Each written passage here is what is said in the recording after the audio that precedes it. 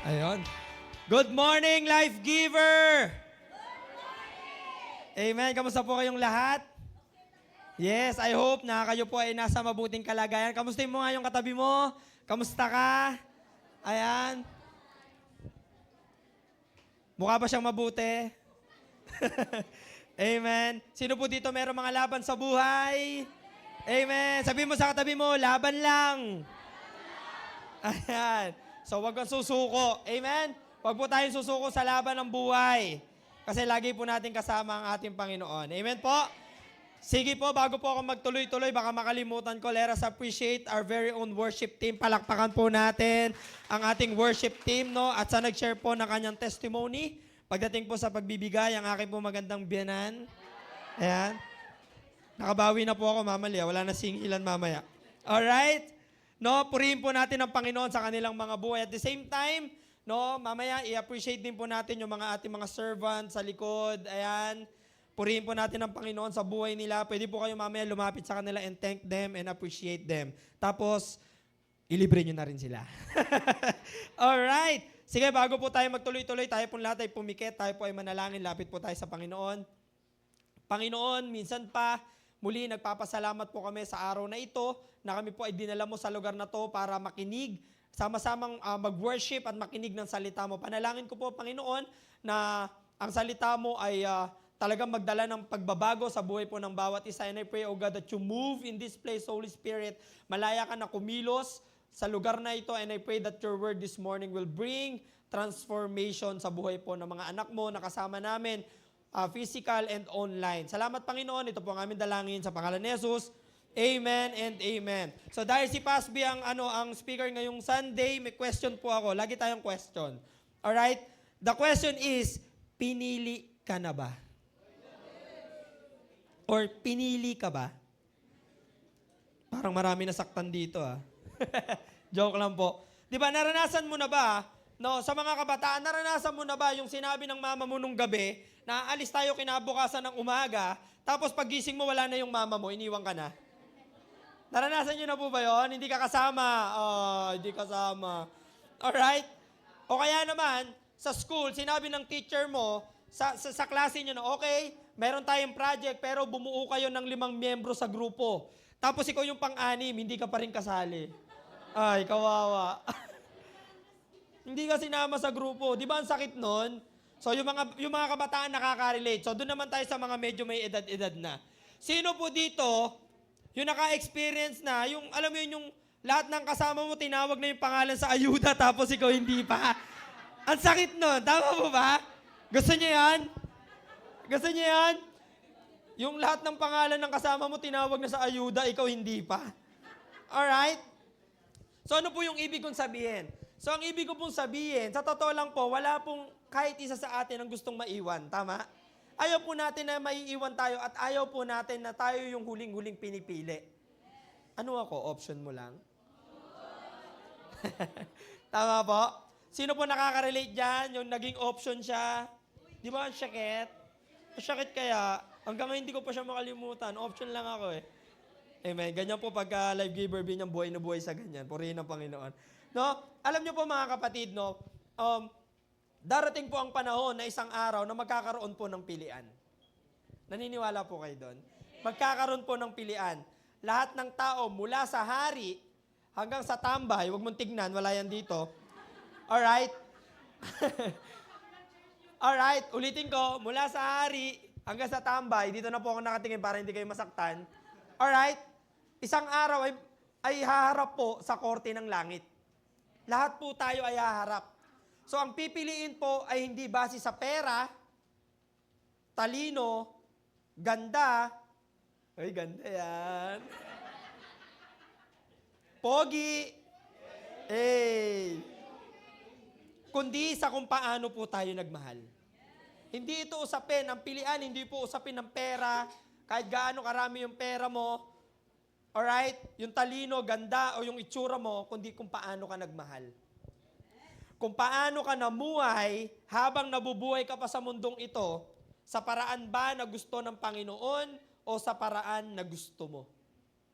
So ang title po ng topic natin ngayong umaga is The Final Judgment pag-ibig sa paglilingkod. Purihin po ang Panginoon. So ang book po natin ay mababasa sa Matthew chapter 25 verse 31 to 46. So ipaparaphrase ko na lang po para mas mabilis po kasi medyo mahaba. So sa 31 po, but when the Son of Man comes in His glory, kapag dumating daw po ang Panginoon kasama ang kanyang mga anghel at umupo po siya sa kanyang trono, lahat daw po ng nation, lahat ng tribo ay igagather niya sa kanyang presensya. At ano daw po sabi, paghihiwalayin ang mga tao na parang isang pastol na pinaghihiwalay ang kambing at ang tupa. meron na po ba nakakita ng sheep dito? Yung po yung malaki, yung naganon sa dagat. Sige, magigets nyo po yan mamaya. Yung goats po, may nakakita na po ng goats. Yung po yung maliit na version ng sheep, yun yung ginagamit ng mga mangingisda. Alright. Sige, i-replay nyo po, magigets nyo, tapos tatawa na lang kayo mag-isa sa bahay. Yan. Alright, so para ano daw po? Para paghiwalayin ang sheep at ang goats. Tapos ilalagay daw po ang mga sheep sa kanan. Tignan mo nga, kumukhang sheep. Tapos yung mga goats daw po ay ilalagay sa kaliwa. Amen. O yan, amen. Ayan. Alright po. So then the king will say to those on the right, sasabihin daw po ng hari sa mga nasa kanan, lumapit kayo sa akin, kayong pinagpala ng aking ama, manahin nyo ang kaharian na hinanda before pa ng creation ng mundo. May kausap pa po ba ako dito? Yun ang sinabi ng hari dun sa mga nasa kanan. Bakit daw? 35, dahil ako'y nagutom, pinakain nyo ko, ako ay nauuhaw, pinainom nyo ko. I was a stranger and you invited me in your home. I was naked, hubad ako, dinamitan nyo ko, ako ay may sakit, inalagaan nyo ko, ako ay nakulong at ako'y binisita nyo. Then this righteous one will reply, sasabihin ng mga nasa kanan, Lord, kailan ka ba namin nakita na nagutom? Kailan ka ba namin na nakita na nauhaw? At binigyan ka namin ng inumin? Kailan ka ba naging stranger at nagpakita kami ng hospitality? Kailan ka ba namin nakita na hubad at dinamitan ka namin? When did we ever see you sick or in prison at binisita ka namin? And the king will say, I tell you the truth. When you did it to one of the least of these my brothers and sisters, you were doing it to me. Sinasabi ng Panginoon, sinasabi ko sa inyo ang katotohanan, kapag ginawa mo ito sa iyong mga kapatid, ginagawa mo rin ito sa akin.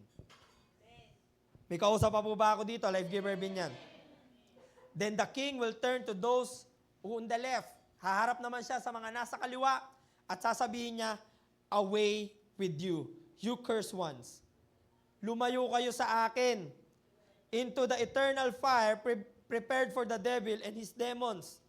Sabi, bakit daw? Bakit daw sila pinalayo ng Panginoon? For I was hungry and you didn't feed me. Ako ay nagutom, hindi nyo ako pinakain. Ako ay nauhaw, hindi nyo ako pinainom. I was a stranger and you didn't invite me into your home. I was naked. Hubad ako pero hindi nyo ako dinamitan. I was sick and in prison and you didn't visit me. Then they will reply, sasabihin naman itong mga nasa kaliwa, Lord, kailan ka ba namin nakita na ganyan? Kailan ka ba nagutom, nauhaw, nawalan ng tahanan, hubad at nagkasakit at nakulong? At hindi ka namin natulungan. 45, and he will answer, I tell you the truth. When you refuse, sabi mo nga refuse. When you refuse to help the least of these, my brothers and sisters, you were refusing to help me. Kapag tinanggihan mo tulungan tong mga tao na to, tinatanggihan mo din na tulungan ako. May kausap pa po ba ako dito? And they will go away into eternal punishment, but the righteous will go into eternal life. Palakpakan po natin ang salita ng Panginoon. Come on, mas malakas po. You know what? Konting background lang po. Ang Matthew 25 po ay part ng Olivet Discourse. Isa po itong series na pagtuturo ng Panginoong Hesus tungkol sa kanyang pagbabalik or second coming. So this time, kausap po ng ating Panginoong Hesukristo ang kanya po mga disciples sa Mount of Olives days before, bago po siya mapako sa krus. So sa madaling salita, ang ginawa po ng ating Panginoon, hinahanda niya po ang kanyang mga disciples sa kanyang pag-alis. At pinapaalala sa kanya ang mga responsibilidad na ituloy nila yung mission. Alright? Alam nyo po, unique po yung parable na to dahil hindi po ito katulad ng ibang parables na merong hidden meaning. Kasi po, itong parable na to, dinescribe po ng Panginoon literal ang mangyayari balang araw. So Jesus described a literal future event which is the final judgment. Ito po yung kinukwento or sinasabi ng Panginoon sa kanyang mga disciple. Ano po yung sinabi nung kanina? People will be separated like sheep and goat in the final judgment. So merong final judgment at merong pong separation. May kausap pa po ba ako dito? Meron po. So yung tupa na nasa kanan, tatanggapin po nila yung mana na hinanda ng Panginoon. Meron ng mana na nakahanda at yung mga nasa kaliwa, meron na din pong nakahanda at tatanggapin po nila yung parusa na galing sa Panginoon. So ano po yung magiging criteria? So meron po palang criteria. So ano po yung magiging criteria ng judgment? The criteria is on how we treated the least. Kung paano mo tinatrato yung kapwa mo, isa pala yun sa criteria. Pero Life Giver Binyan, gusto ko pong malaman nyo, maganda lang po na linawin natin to. No? This is not about earning our salvation. Kasi baka mamaya, kailangan ko pala itong gawin para magkaroon ako ng eternal life. Hindi po to ay by action. Okay? Malinaw po? Amen? Amen. So ito po ay patungkol sa bunga ng mga taong may totoong pananampalataya sa Panginoon. Bakit po? Kasi yung taong totoong bilong ay may bunga at kita ang bunga. Amen? Kita po ang bunga ng mga totoong taong mayroong pananampalataya. Galatians 5:22-23, sabi po dito, but the Holy Spirit produces this kind of fruit in our lives. Ano-ano daw po yon? Love,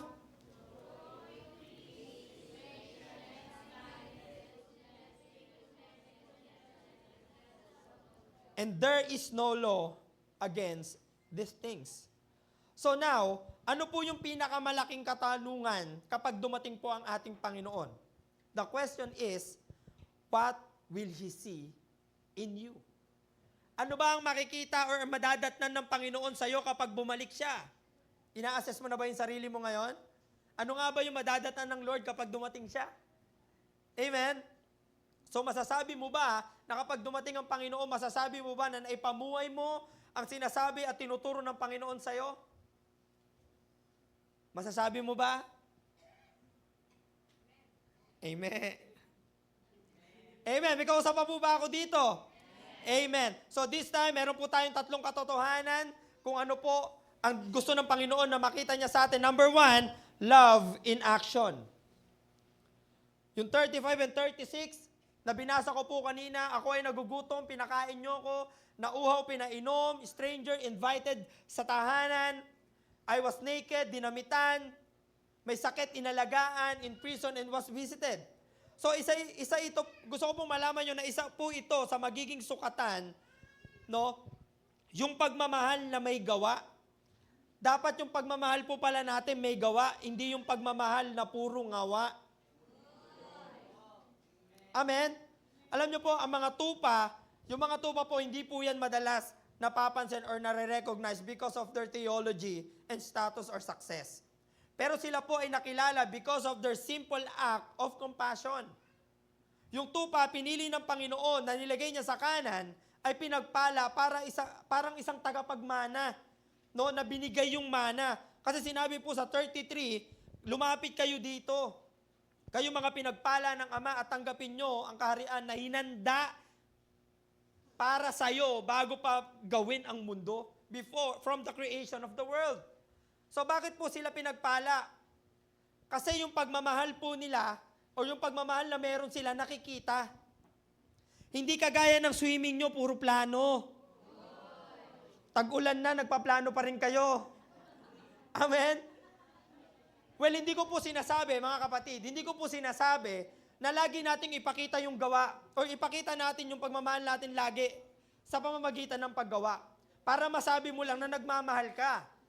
Madali lang naman ipakita, tama po ba? Madali lang ipakita, but you know what? The fruit of real love comes naturally at hindi pilit. Kung totoong nagmamahal ka, lalabas talaga sa isang tao na normal siyang tumutulong. Natural sa buhay niya yung pagtulong. Bakit? Kasi bunga to. Bunga to ng totoong pagmamahal.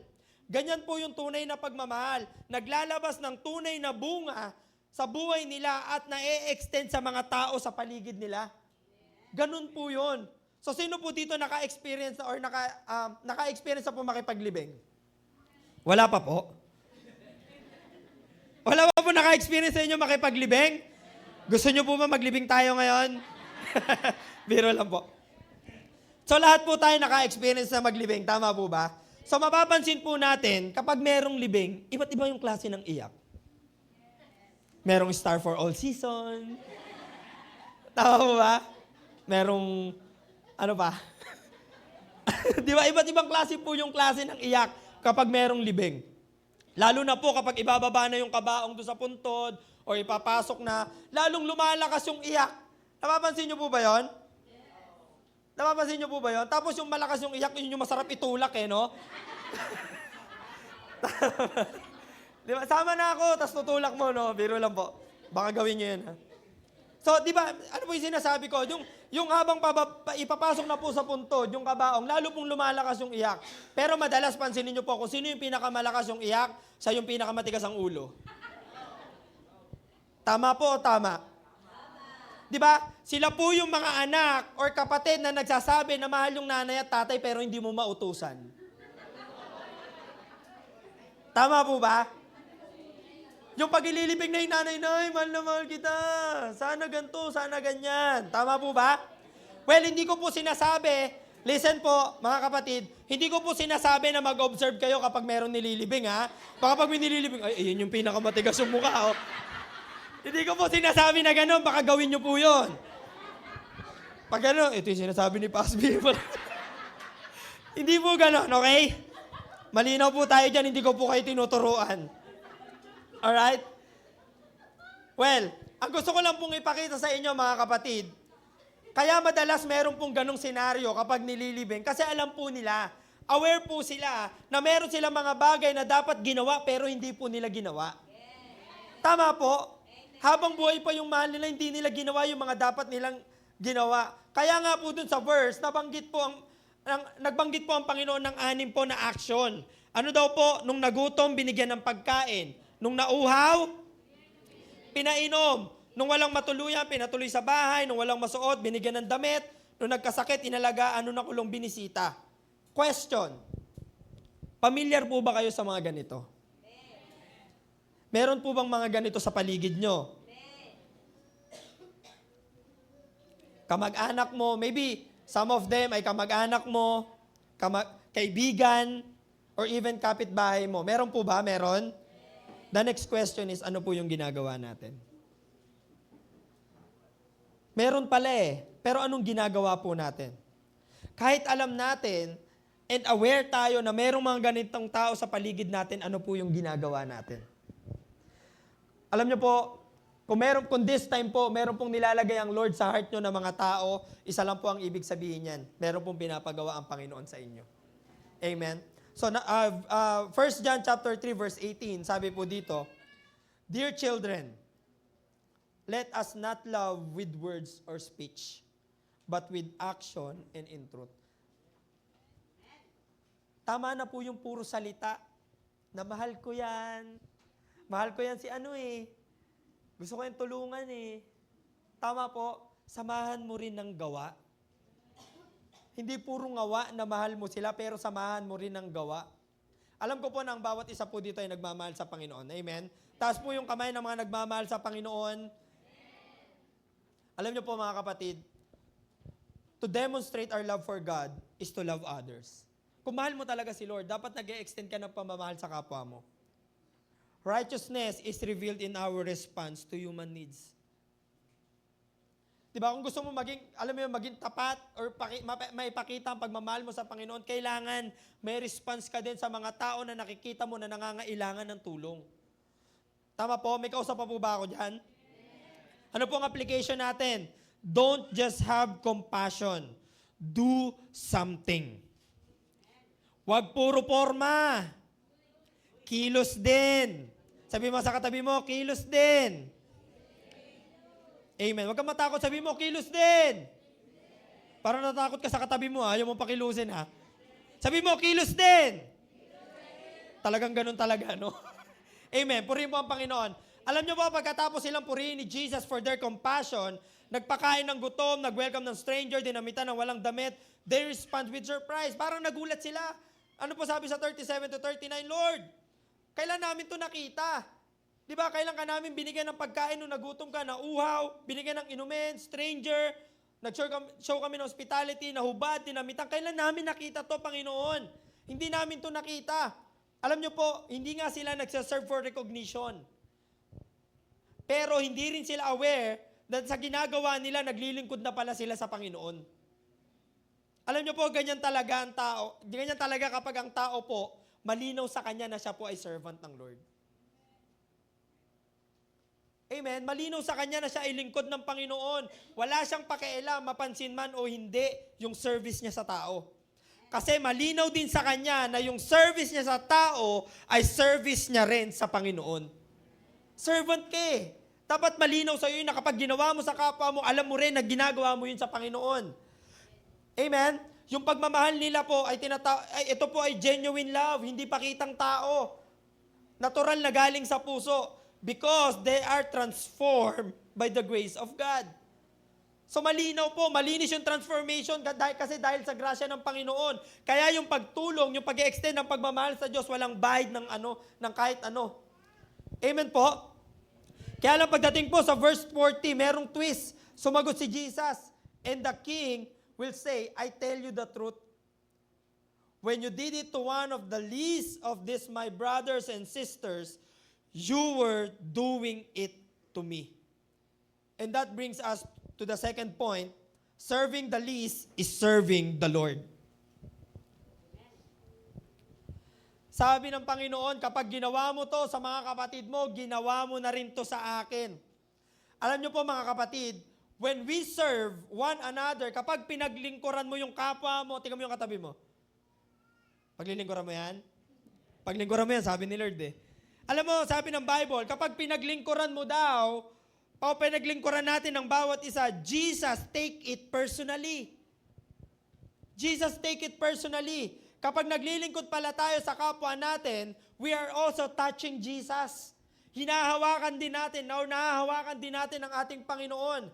Kasi ang gustong sabihin ng Panginoon sa ating lahat ngayon is that every act of kindness, no, lahat ng serbisyo na ginagawa mo ng buong puso para sa kapatid mo sa Panginoon, no, para sa kapatid mo sa Panginoon na walang kakayahan, it is our direct service to God. Kapag nagseserbisyo ka pala sa kanila, pinaglilingkuran mo sila, pinaglilingkuran mo rin ang ating Panginoon. Yung paglilingkod natin sa tao ay direktang paglilingkod mo din sa ating Panginoon. Amen?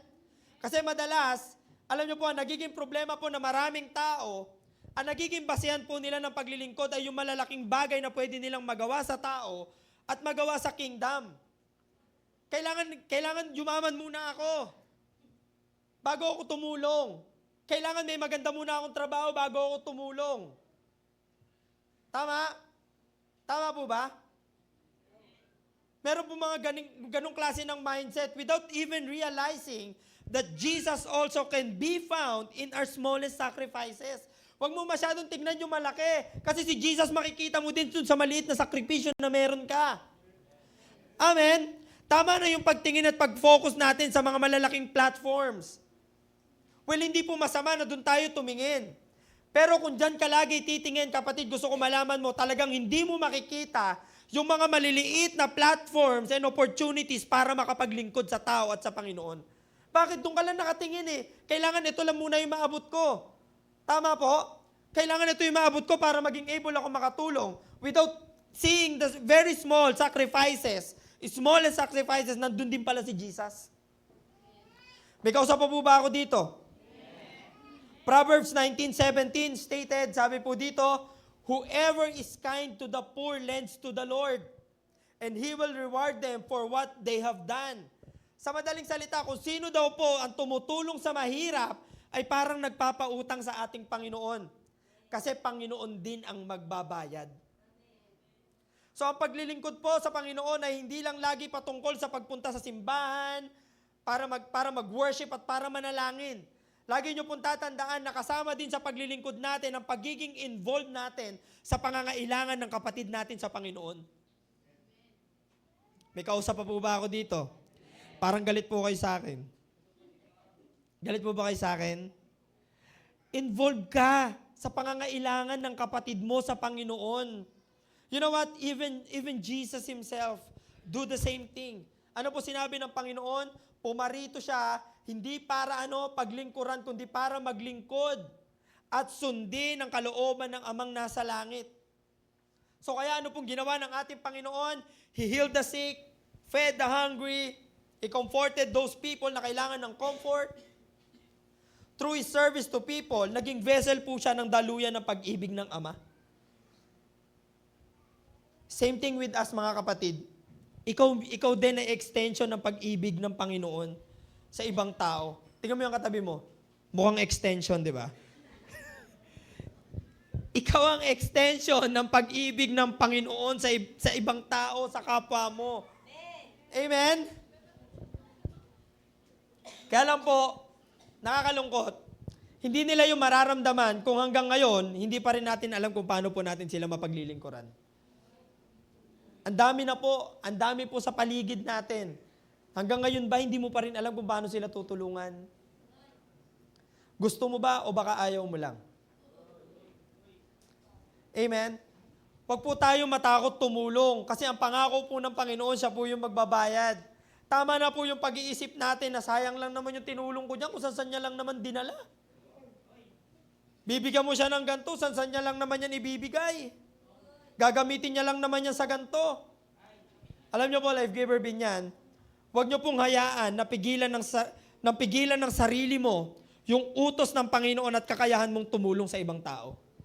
Tigilan mo na yung paglalagay sa isip mo na baka hindi niya magamit, hindi niya gamitin. Tigilan mo na yan.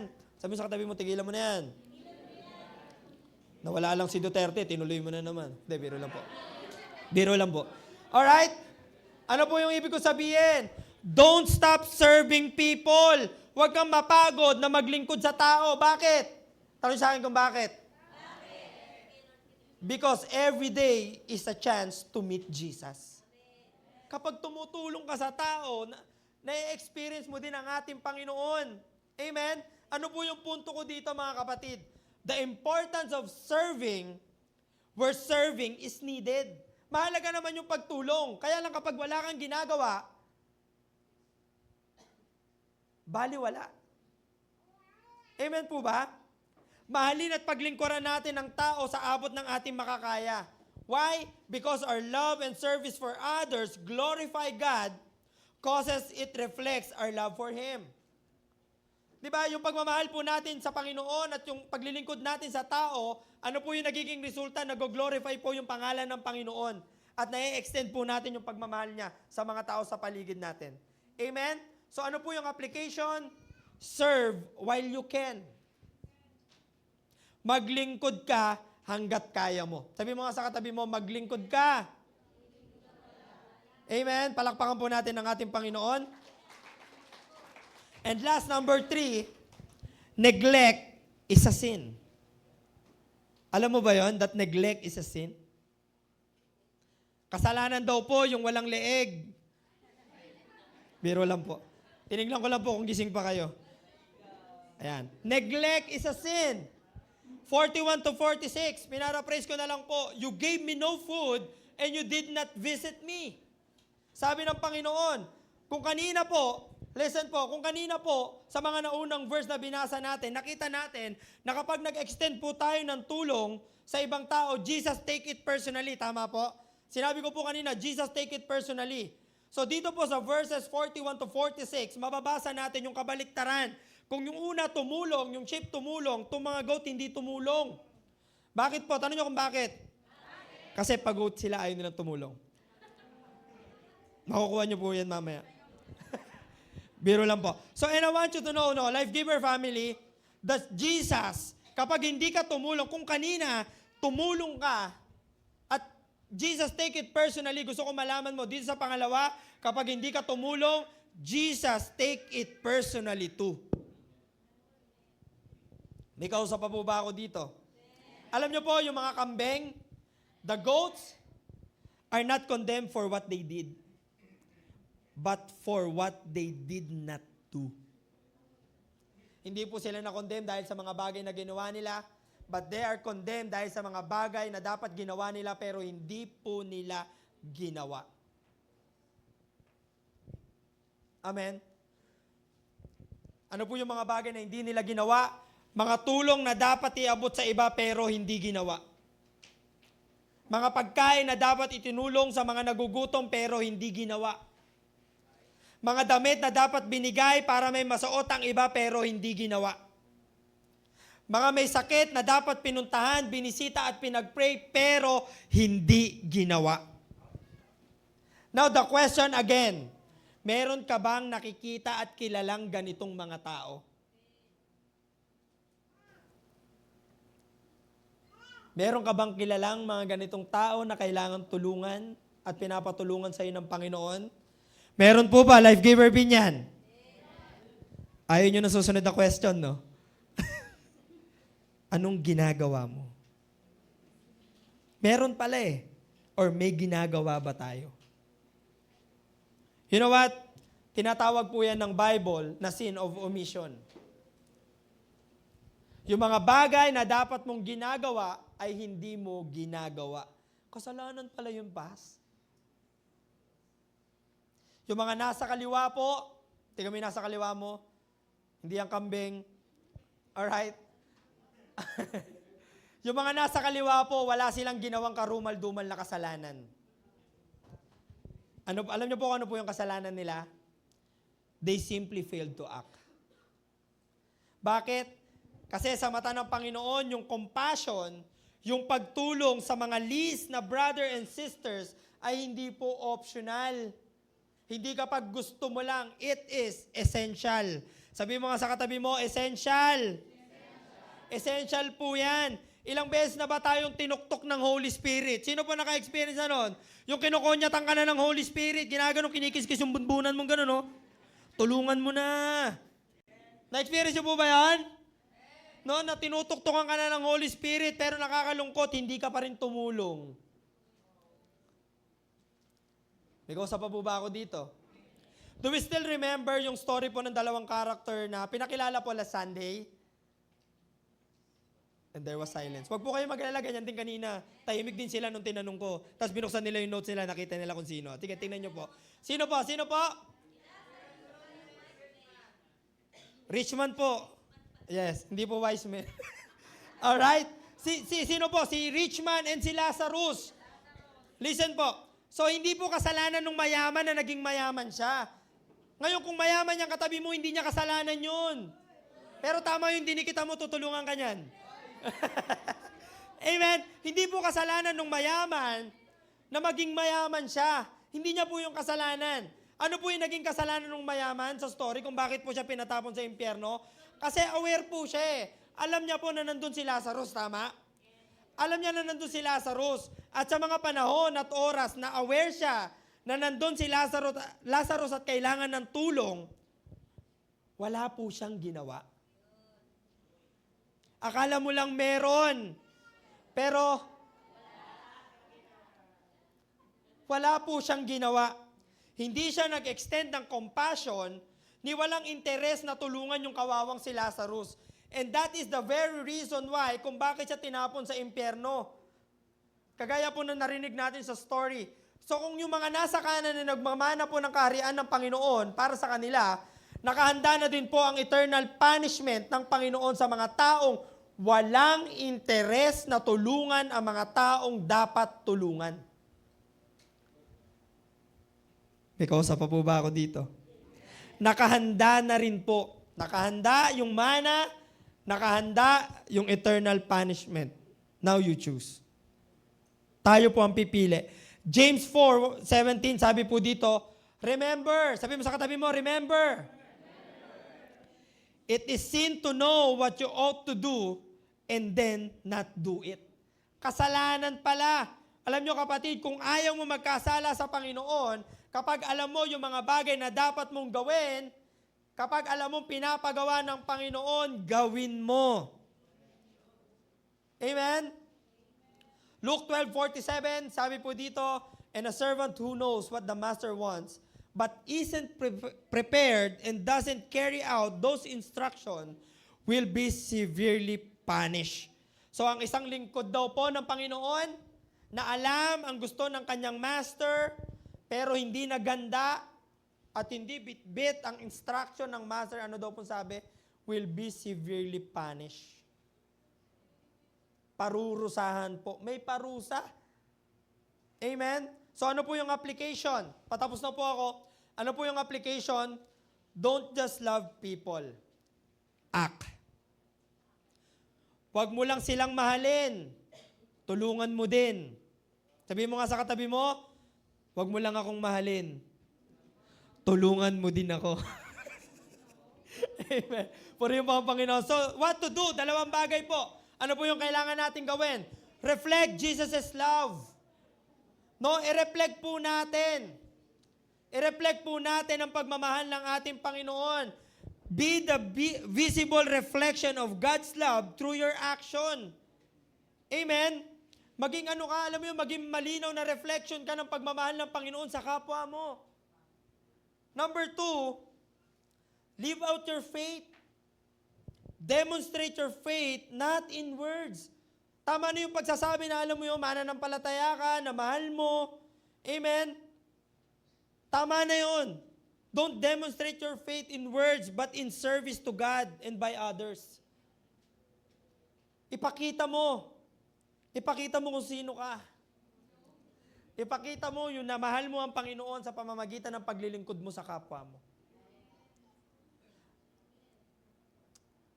Tapos na po ako mga kapatid. Alam niyo po, pinakita po sa parable na ito ang dalawang destinasyon ng dalawang klase ng attitudes sa muling pagbabalik po ng ating Panginoon. The person who diligently prepares by investing their time and talents to serve people and God will be rewarded. Sila yung mga tao na, alam mo yun, pinrepare nila yung oras, hinanda nila yung oras nila, sinacrifice nila yung oras nila, yung talento nila, even yung mga bagay na meron sila para paglingkuran ng tao at ang Panginoon ay makakatanggap po ng gantimpala. On the other hand, yung mga taong walang puso for the work of the kingdom will receive their punishment. Sa muling pagbabalik ng Panginoon, gusto ko pong malaman nyo, siya mismo, ang Panginoong Yesus mismo, no, paghihiwalayin niya ang mga true followers, mga totoong tagasunod ng Panginoon, mga totoong believers, doon sa mga pretenders and unbelievers. Paghihiwalayin niya ng Panginoon. Always remember that we demonstrate what we believe by the way we act. Pinapakita talaga kung paano ka kumilos, yung paniniwala mo kung paano ka kumilos, kung paano ka gumalaw. Alam niyo po, totoong hindi madaling itrato na yung bawat tao na makakasalamuha mo ay parang si Jesus. Tingnan mo yung katabi mo. Kamukha ba ni Jesus? Di ba ang hirap itrato? Amen? Totoo lang po mga kapatid, every time na meron tayong mamimit ng mga tao, sobrang hirap na itrato na parang sila si Jesus. Pag nakita mo, nakakabugnot yung itsura. Biro lang po. Sobrang hirap po, mga kapatid. Pero alam nyo po, sa lahat po ng mga bagay na ginagawa natin para sa ibang tao, ay nagpapakita lang po ng klase ng pagkakaintindi na mayroon tayo sa salita ng Panginoon.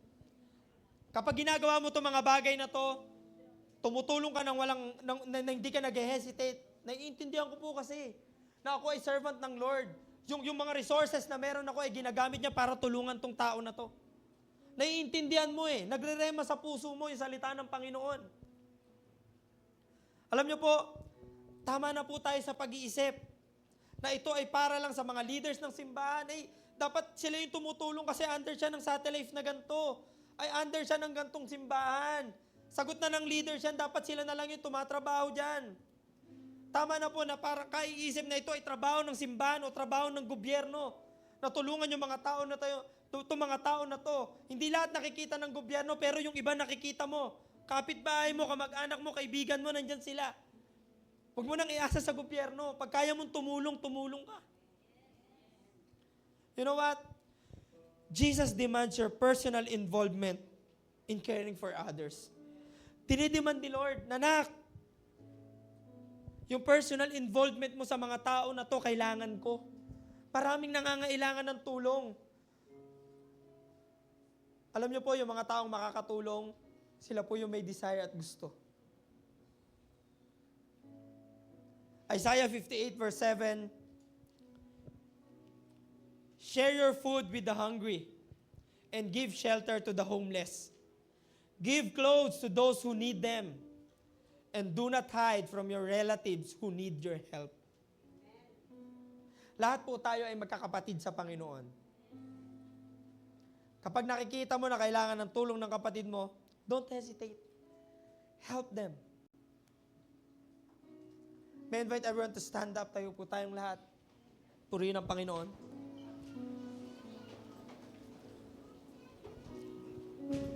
Let us close our eyes and let us continue to feel the presence of the Lord.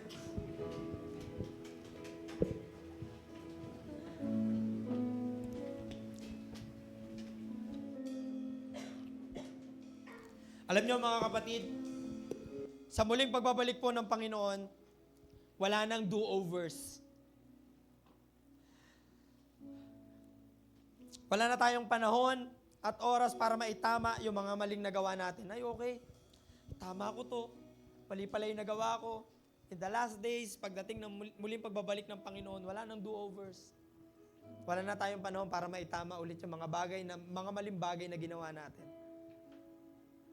Hindi mo na pwedeng tulungan yung mga hindi mo natulungan.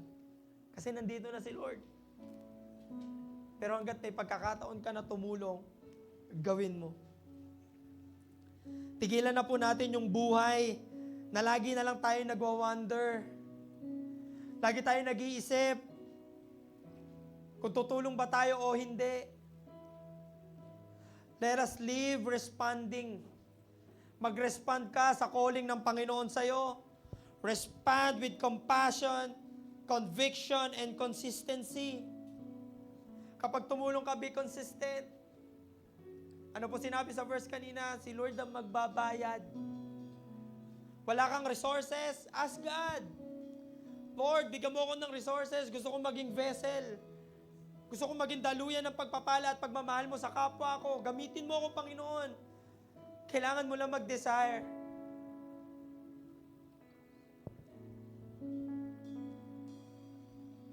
Pagdating ng Panginoon, tatanungin kita ngayon, kapatid, ano ang gusto mong marinig galing sa Panginoon pagbalik niya? Well done, my good and faithful servant, or depart from me, for I do not know you. This time, pumili ka. Pagbalik ng Panginoon, ano ang gusto mo? I-welcome ka niya sa kaharian niya dahil ginawa mo yung mga gusto niya, o sasabihin ng Panginoon, depart from me. Layuan mo ko kasi hindi kita kilala. Come on, life giver, Binyan. You choose. Come on, kausapin mo si Lord right now. Ano ang gusto mo mangyari? Ano ang gusto mo sabihin ng Panginoon kapag bumalik siya? Uulitin ko, you are a servant of God. You have a responsibility na binibigay ng Lord sa iyo ngayon. And you have a chance to help those people in need. Come on! Come on, sabi mo si Lord, Lord, gusto ko pagbalik mo, sabihin mo sa akin, welcome my good and faithful servant.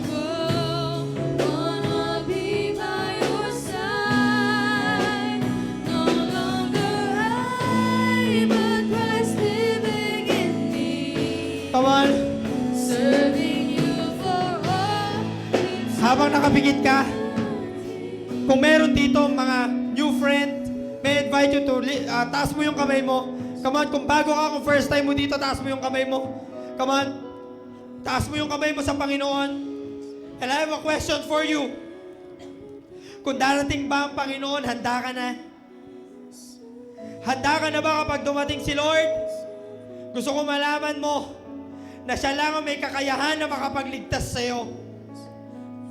He is the one who died just to welcome you in the kingdom. Ngayon, kung wala ka pang relasyon sa Panginoon, wala ka pang pananampalataya sa Panginoon, this is your time. This is your moment na humingi ka ng tawad sa Panginoon. Lord, I ask forgiveness. Come on, you talk to God right now. Kausapin mo si Lord, Lord, I ask forgiveness. Patawarin mo po ako, Panginoon, sa mga kasalanan na nagawa ko. This time, maniwala ka sa Panginoon. Lord, I believe in you. You are my Lord and my Savior. And at this very moment, starting today, simulan mo na sumunod sa Panginoon. Come on. Come on. Kausapin mo si Lord. Huwag ka mahiya. If you are new friend, huwag ka mahiya kung bago ka. Come on. You talk to God right now. Come on.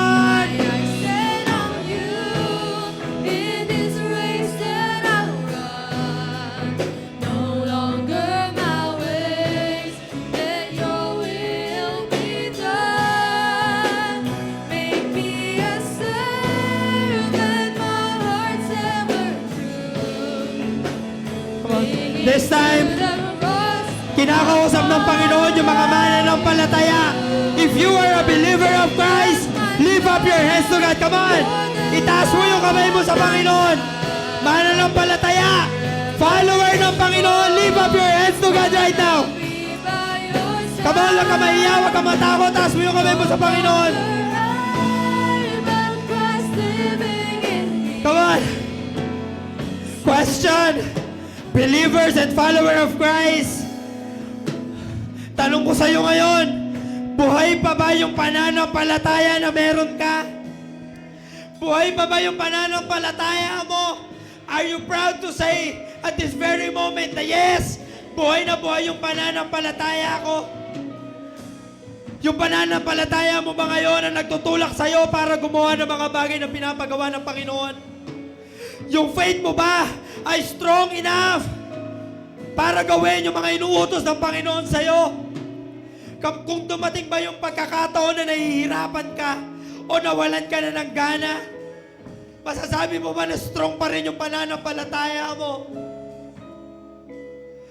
Kapatid,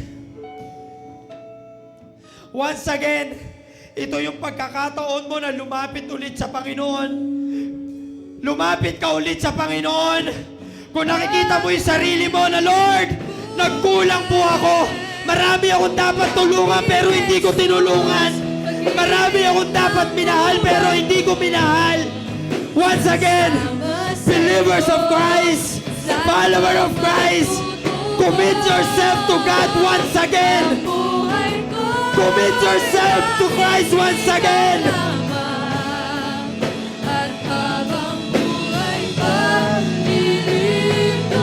I-recommit mo ulit yung buhay mo sa Panginoon.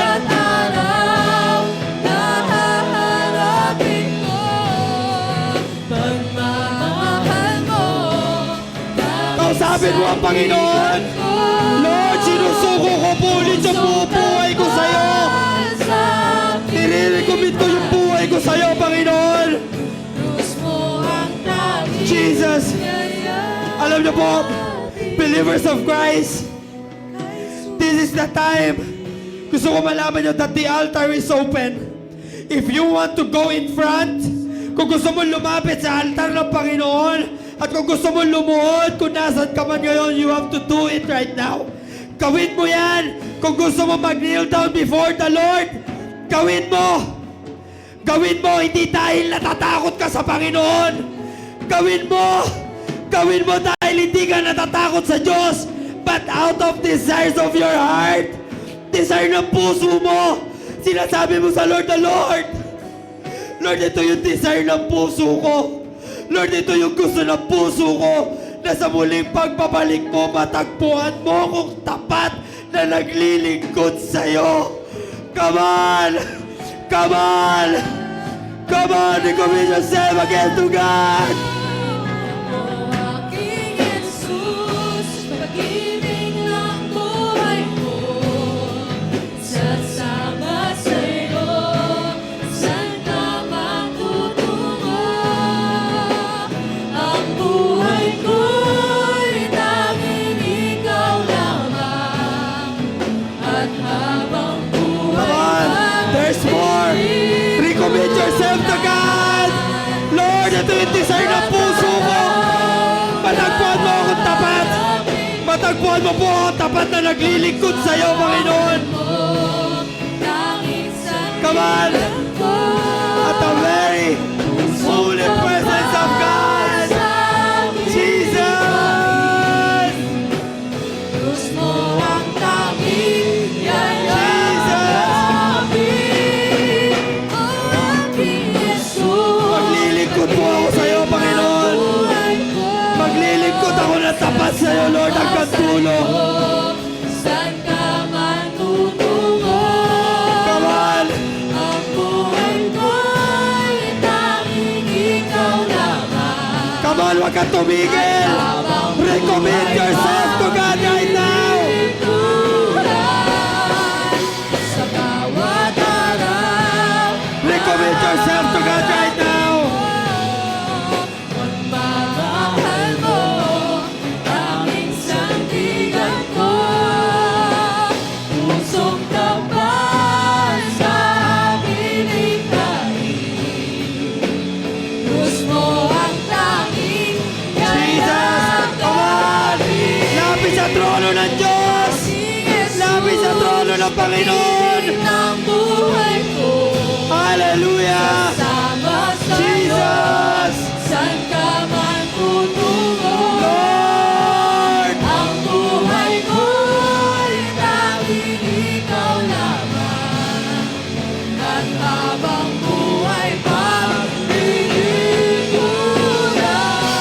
Jesus! Bawat araw na haharapin Hindi po kami mapapagod pagmahal, Panginoon! Hindi kami napapagod tumulong, Panginoon! Hallelujah! Pusong tapat sa akin ikaiin. Diyos mo ang tanging yayakapin. Jesus! Jesus, pag-ibig ng buhay ko. Mahal na mahal ka namin, Panginoon! Sama sa'yo, Tulungan mo din kami na magmahal! tutungo. Jesus! Ang buhay ko'y tanging ikaw lamang. At habang buhay pang tiniguran. Yes, God. Lord, lumalapit po kami ulit, Panginoon, sa paanan mo. Not out of fear. Hindi lang dahil natatakot kami, Lord, but this is the desires of our heart. Lord, ito yung gusto ng puso namin. Na patuloy kami magmahal sa mga taong pinamamahal mo sa amin. Na patuloy kami tumulong sa mga taong pinapatulungan mo sa amin, Panginoon. This is our heart's desire, O God. Na matagpuan mo kaming tapat na naglilingkod sa'yo. Lord, I pray and I declare right now, Lord, sa mga anak mo na nag-recommit ng buhay nila, O God. I pray, Lord, na pag-apuyin mo sa puso nila, Panginoon, ang heart of a servant. Hindi mapapagod magmahal. Hindi mapapagod tumulong, Panginoon, sa mga anak mo na nangangailangan. Salamat, Lord God, dahil alam po namin sa recommitment na ginawa po namin ngayon, inapuyan mo ang puso ng mga anak mo ngayong araw na ito. Ito po yung desire namin, Panginoon. Na gawin yung mga bagay na gusto mong gawin namin. Wala kaming pipiliin, Panginoon, ng mga tao na tutulungan. Pag sinabi mo na tulungan, tutulungan po agad namin, Panginoon. Pag sinabi mong mahalin, mamahalin po namin, Panginoon. Lord, I pray that you bless each and everyone, Panginoon, na nag-recommit ng kanilang buhay sa iyo. I-bless mo sila, patuloy mong pagpalain, Panginoon, at patuloy mong ilagay yung tindi ng compassion na meron ka. Lord, ganun din yung maging compassion namin sa mga tao sa paligid namin, Panginoon. Salamat, Panginoon, sa salita mo na ibinaba mo ngayong araw na ito. Lord, patuloy naming maalala ang mga salitang ito habang kami po ay nabubuhay. Thank you, Lord, that you bless your word this morning. Reminder po ito sa amin, Panginoon. Hayaan mo na i-keep namin ang mga salita mo na kayamanan sa aming mga puso. Hindi po namin ito kakalimutan, Panginoon, habang kami po ay nabubuhay until the day na kayo po ay bumalik. Maraming salamat, Panginoon. Mahal na mahal ka po namin. Ito po ang aming dalangin sa pangalan ni Jesus. Amen and amen. Palakpakan po natin ang ating Panginoon.